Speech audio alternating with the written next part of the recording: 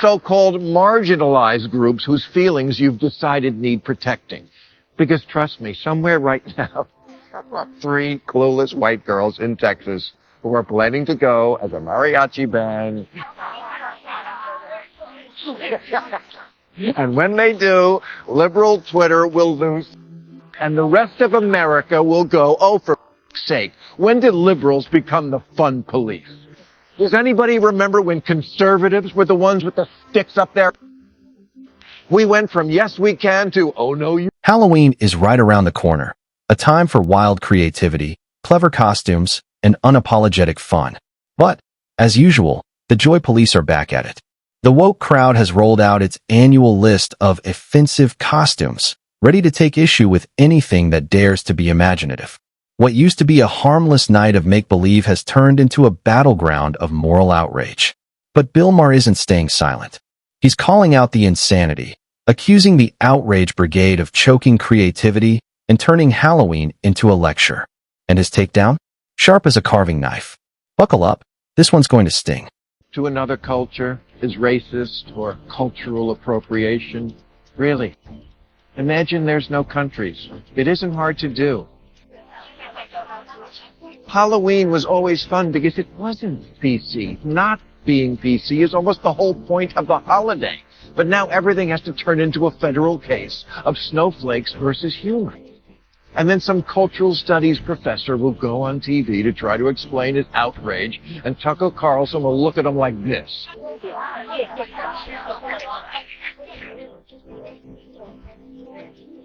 Maher's absolutely right. Not every Halloween costume is an act of cultural appropriation. Sometimes, it's simply admiration. People celebrate the beauty, artistry, and creativity found in other cultures. Humanity has always grown through cultural exchange, borrowing, sharing, and evolving together. Wearing a kimono, sari, or mariachi suit doesn't automatically mean mockery. Often, it's a nod of respect toward global traditions. We live on a planet rich with diverse races and vibrant histories, and it's perfectly okay to appreciate what makes each culture unique, as long as it's done with respect, not ridicule. At its heart, Halloween is about imagination and play, not politics. Turning every costume into a moral battlefield only deepens division. Maybe it's time we remember that curiosity and connection build bridges, not censorship and fear.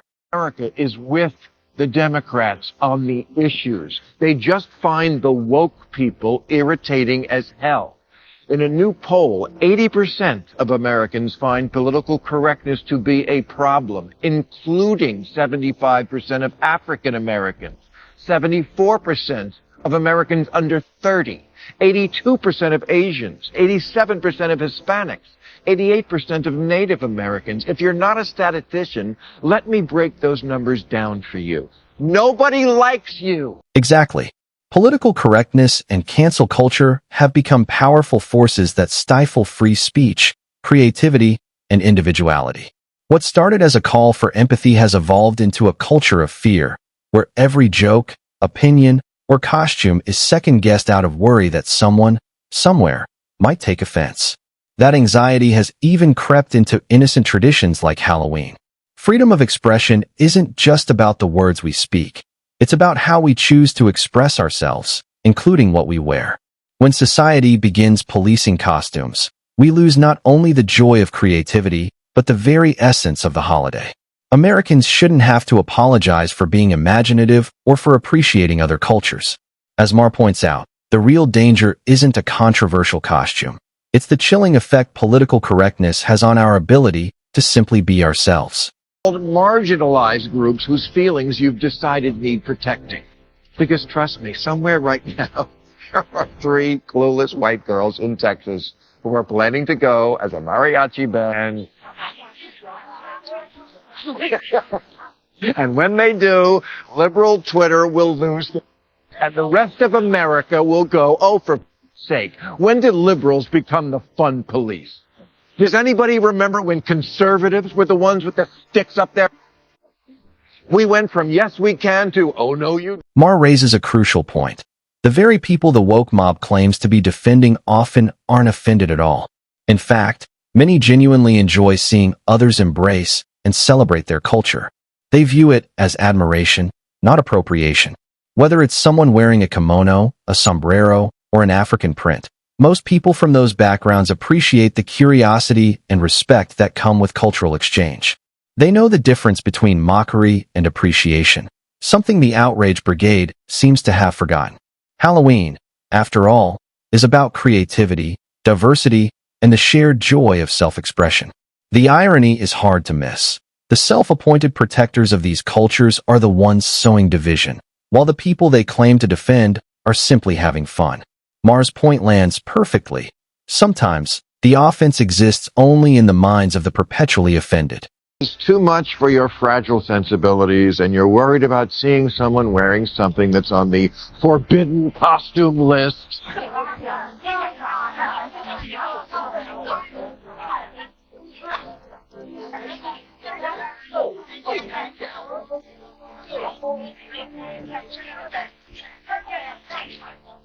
Just stay the home. That's exactly right.